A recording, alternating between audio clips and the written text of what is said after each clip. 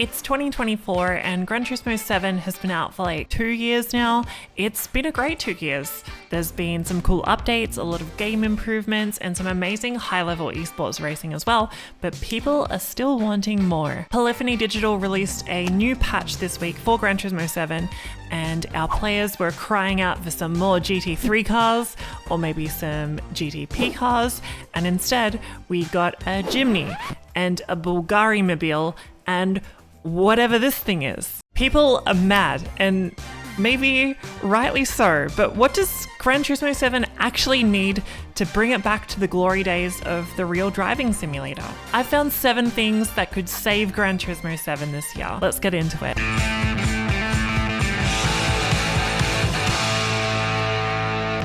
So let's kick off number 1 on this list, and it is the obvious one that everyone's been talking about, and that is the inclusion of more race cars.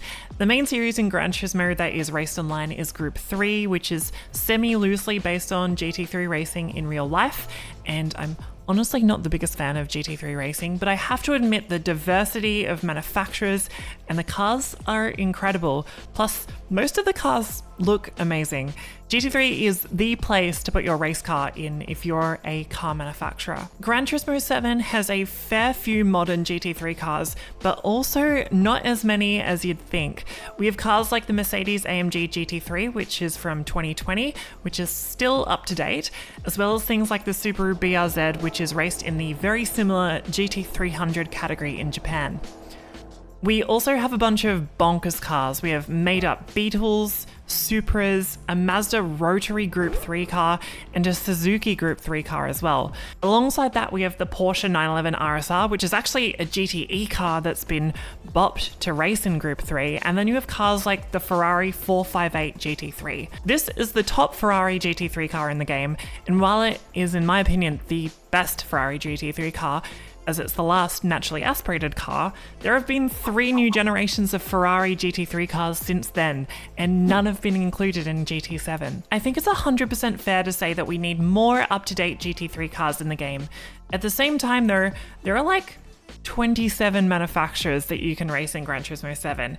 It's a weird one. I reckon Polyphony Digital has an absolutely mental job in front of them, having to balance like 40 Group 3 cars, so it's tough, but more cars would definitely be great. On the flip side, I do honestly believe that GT7 has been supported really well post-launch with a huge amount of content. And maybe some Gran Turismo fans are being a little bit unreasonable. Since May last year, the gold standard for racing sims right now, iRacing, has released 9 paid DLC cars, whilst in the same period, Gran Turismo has released 26 new cars, and all of them are free. I think there is a bit of a myth that Polyphony Digital does not do enough to support this game. There is a heap of new content being added constantly. It's got the most new content out of really any car racing sim out there at the moment. At the same time though, I think it's fair for people to want more race cars. There is an ambulance that's been added to the GT car list, you know, so it's tough. We have to remember that Gran Turismo is a car game with racing rather than a racing game with cars. Or maybe that's a better way of looking at it, I don't know. But yeah, more race cars would be good, I think. The second thing that Gran Turismo 7 needs is one that comes up constantly, and it's related to single player racing, and that's to have less chase the rabbit style racing. The majority of single player racing in GT7 have you starting last on the grid and having to pass like 16 cars over the course of 3 laps to win the race. They start you like 4 corners behind the leader, and every AI car is running so slowly you're like 5 seconds a lap faster than everyone, and it's just not really how racing works. Unless you're like Ayrton Senna at Donington or something, you're not going to pass 5 cars in a lap, and it feels like you're racing against a pile of bricks. Like, sometimes it's challenging, it is hard to pass all these cars in the allotted time, sometimes it is a challenge, but it's not really racing. I've spent a lot of time with GT2 recently, and I've talked about this on this channel. I would love to see some more standing start close racing against the AI that is a similar skill level to the player. The thing is, we have Sophie, they exist now, terrifyingly, so we should utilize them for more single player racing against an AI that could actually be faster than you. This is tough because driving is for everyone, and we want everyone to have a really good time on Gran Turismo, even if they're like a kid learning to drive for the first time on a controller, or, you know, some experts in Gran Turismo 7. But there are difficulty levels in the game and they should be used. Make the racing harder. And I'll be honest, I didn't do a huge amount of single player racing in Gran Turismo 7, but if you made the racing harder, I might be more likely to get into it. Something that's also more likely to get me into single player in GT7 is my third thing, and that is the return of some OG championship racing and endurance racing in Gran Turismo 7. I need to start this point by saying that I do love the cafe menu books. I had so much fun going through them all when I first started in GT, and they are truly a love letter to cars. Playing through them almost had me emotional at times, the amount of detail that went into it, and love and thought, and honestly I loved it. I loved the menu books, and I think it's really interesting game design, and I'm so glad that Polyphony went in that direction. At the same time though, I really miss Gran Turismo Championship racing. There have been a bunch more races included in the game since launch, but I still want to see more.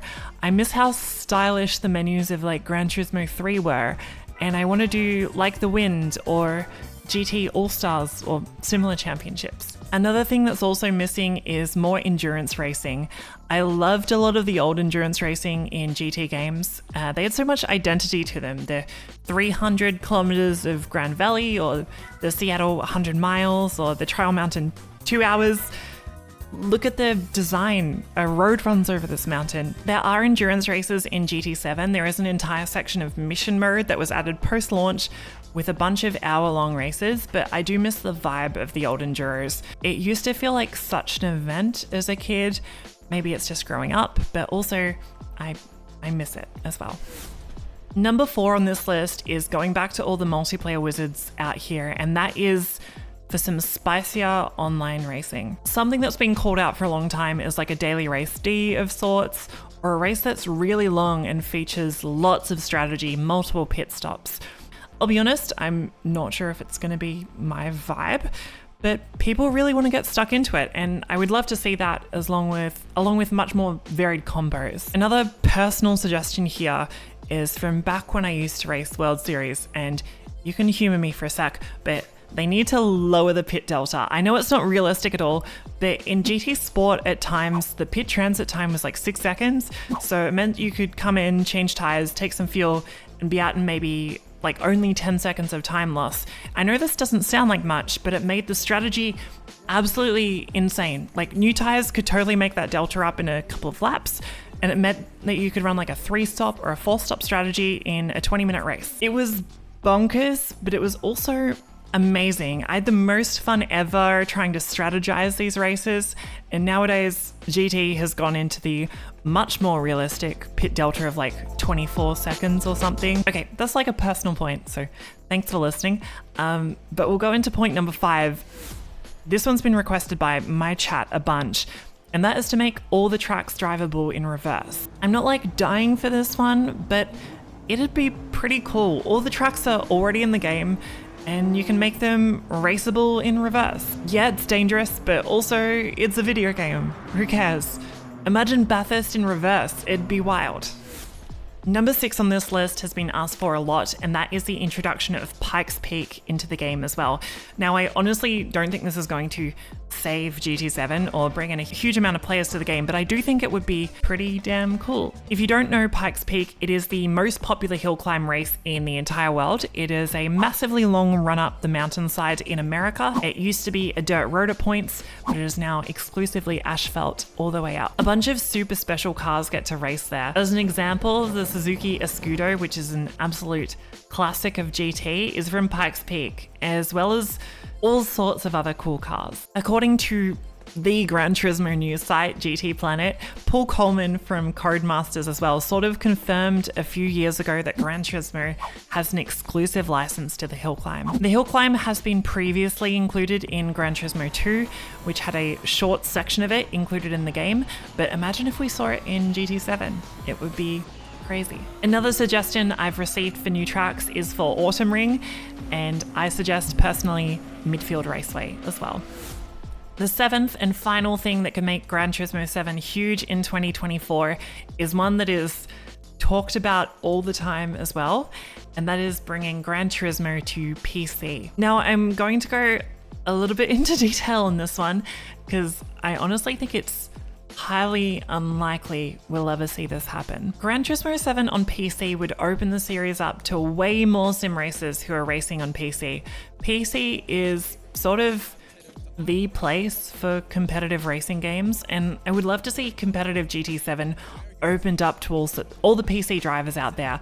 It would be huge, and I think it would be awesome racing. I think this is going to be very unlikely though, for a few reasons. Firstly, Gran Turismo is a very polished standalone game. There is only a select amount of wheels that can be used with it, and there is an esports scene that's always looking for the next edge. I think PC GT7 would be an absolute minefield with what peripherals were supported and how anti-cheat would work. The multiplayer is also running off the PlayStation Network, and it's honestly barely holding itself together as it is. Every few months there's like a new bug that crashes lobbies or something, so I can imagine GT7 on PC being a bit of a nightmare in terms of issues. My second point is that Sony doesn't really need any more brand recognition for Gran Turismo. It makes sense for them to add God of War or Horizon to Steam, because I like to think that a lot of people have never heard of Kratos or Aloy, but after playing one of the older games on PC with these characters, maybe they'll fall in love with their series and go, hey, I want to play the new God of War or Horizon game. Whilst for Gran Turismo, I don't think this happens. I think people already know what Gran Turismo is, and I don't think you're going to get many people hooked on the franchise for the first time by putting it on PC. My third point, why I don't think this is going to happen, flows from this, and it's that Sony owns Polyphony, and I honestly reckon that Gran Turismo sells a heap of PlayStations. A lot of people love playing Gran Turismo and have played the first games and want to get stuck into the modern version, and they probably don't play Forza and they've never even heard of like ACC or iRacing or other sims, but they'll go out and buy a PlayStation just so they can get stuck into some old school GT. And honestly, I bought my PlayStation just to play GT7, so I can definitely relate. I think it's for these reasons that it's highly unlikely we'll see GT7 added to PC, but you never know. Stranger things have happened. It's also worth adding that I am an idiot, and this is based on like zero stats or anything, so I'm not a developer or a publisher or anything, so take my opinion as it is, and you can clip this if it does end up on PC, and you can roast me for it. Can't wait. I would love to see GT7 on PC, and I would love all the other 6 suggestions as well happening in 2024, because I'll believe they'll save GT7 and Polyphony will become champions all over again. Let me know your thoughts. I'm interested to hear if you agree or violently disagree. Let me know. The GT fan base is honestly terrifying and sometimes pretty unreasonable with a lot of requests. Kaz can post a lovely video of co-workers spending Friday after work playing the intro music to their own game, and the comment section is filled with people being like, game broken, penalties, why are there fictional trucks, go back to work. It's slightly unhinged at times, but I have to admit it's filled with lots and lots of passion. Lots of people love Gran Turismo 7, and lots of people have really good ideas about what the game needs. So, you know, they want them to be the best, and I love that passion and I want to hear it. Use it productively. Let me know in the comments. You can like this video and you can subscribe to Overtake for more sim racing videos in the future as well. Also, by the way, the Jimny is amazing. Just thought I'd let you know. If you don't like the Jimny, you're a bad person. Okay, bye.